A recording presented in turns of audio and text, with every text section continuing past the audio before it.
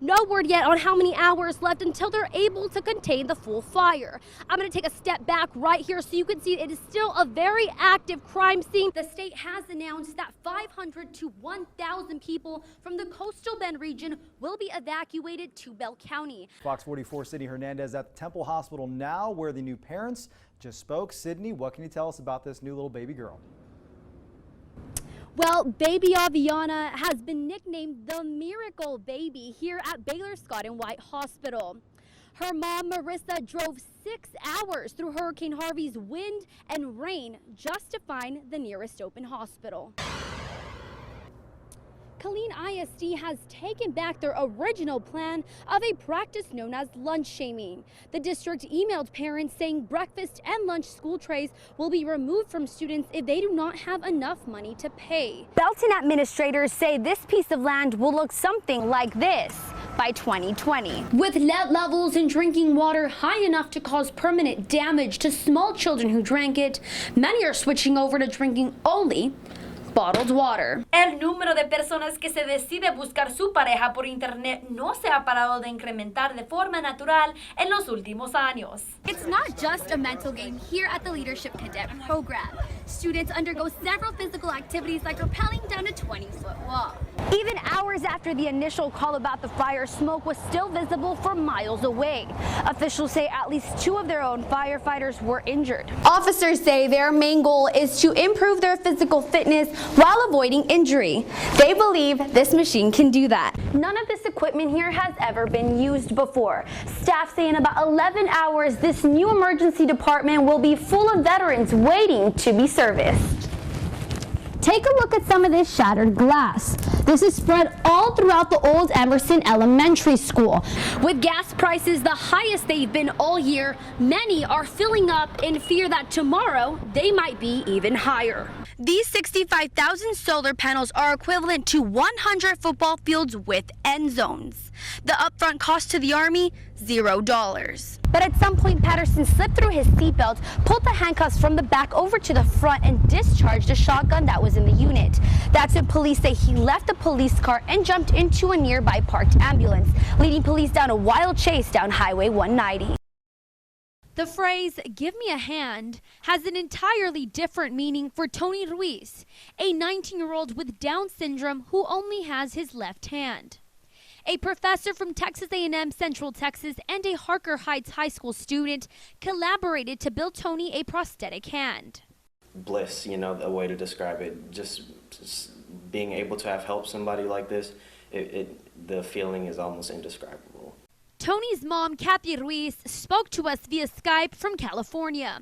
She says when she got the news, she couldn't believe how this would impact her son. And I just said, wow, how old are you? And Lee said, I'm 17, and I'm getting the chills because it just meant a lot to me. It was so spectacular. With 3D modeling and mathematical analysis, 17-year-old Lee Horton spent his summer designing and printing the hand. Just knowing that I could design a device to empower somebody, for somebody who hasn't had their right hand for 19 years, it was very awarding, and it's just a good feeling being able to help somebody like that. Lee installed sensors into the hand that memorize motion and will eventually become a natural movement for Tony. In the long run, in the next 2 to 5 years, as he uses it, he's going to discover himself what he's able to do that he's never been able to do before. The development took over 4 months to complete, and the printing took 25 hours. Dr. Roberts says she's printed prosthetics before, but this time around, it was a bit different. You get so caught up in the details and the logistics of the project that you almost forget about the human involved in the project. And when I saw Tony and his mom, and I saw the gratitude, it really got to me, and I realized what this really means. The hand was donated completely by Lee and Professor Roberts. I am 1,000% grateful, and I get the chills. Reporting, Sydney Hernandez, Fox 44 News. The boating accident that killed a 4-year-old girl in Temple last month has claimed another life. Temple police confirmed that Patrick Oliver died at Baylor Scott and White Medical Center this morning, 13 days after the accident. So this is an unfortunate event. It's super sad. It's something that should not have happened and probably could have been prevented. On June 23rd, Patrick was swimming in Temple Lake Park with his daughter Caitlin when a houseboat reversed, sucking Caitlin into the propellers. Flipped his motor on, gunned the engine, and backed up and didn't even look. And he backed in to Caitlin. Caitlin, who got stuck in the boat's propeller, was pronounced dead Friday night, while her father, Patrick Oliver, went to the hospital. He said, Mom, I tried to save her until the propellers got me, and then I couldn't do anymore. Caitlin was going to turn 5 in August, and family members say Patrick had just enrolled her in kindergarten. Temple Park was Caitlin's favorite place to go, favorite place. So it was a Friday afternoon, and they were all there, and they were, picnicking and swimming. Bernal now faces negligent homicide charges. Witnesses say they saw Bernal drinking and partying right before the accident. It's kind of shocking because you wouldn't think something like that was going to happen around here, Small area. It's not a big city or anything like that. Patrick underwent multiple surgeries while at the hospital. Unfortunately, they weren't enough, and he was pronounced dead at 9:30 this morning. Crotty Funeral Home in Belton will pick up the funeral costs for the family. Family's grown up on the lake as well, and for something to happen like that, it could have been any one of our kids. We were in the same spot the weekend before with our own kids, so as soon as that happened and I saw GoFundMe, I was like, there's no need we will take care of it. Reporting in Temple, Sydney Hernandez, Fox 44 News. This Vietnam Veterans Memorial is on display for many to learn about and appreciate those who served for our freedom.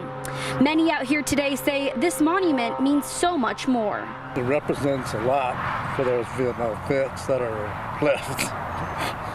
And it means a whole lot to us that are here. That come out, appreciate it, that we're finally getting some kind of recognition. To come home alive meant a lot. Just like the gentleman said before, his friends, they come home. And when we came home, we were lucky. So I appreciate something like this for everybody who came home. The memorial is the first tribute to Vietnam veterans inside a veteran cemetery in the state of Texas.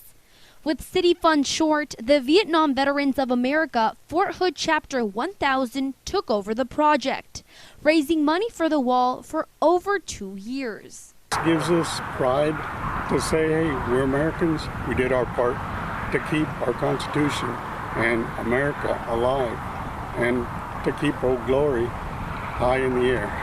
There's a lot of emotions, and you can tell by my voice and the way I feel. Like I said, I'm just real glad we finally got some recognition here in Killeen.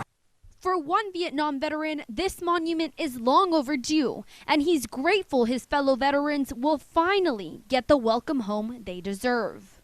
They kind of forget, or they forget what went over there, and then they come home, and then to be treated the way they were treated, it kind of deprived them of their pride to be Americans. The formal dedication date is set for August 28th at 10 a.m. Reporting in Killeen, Sydney Hernandez, Fox 44 News.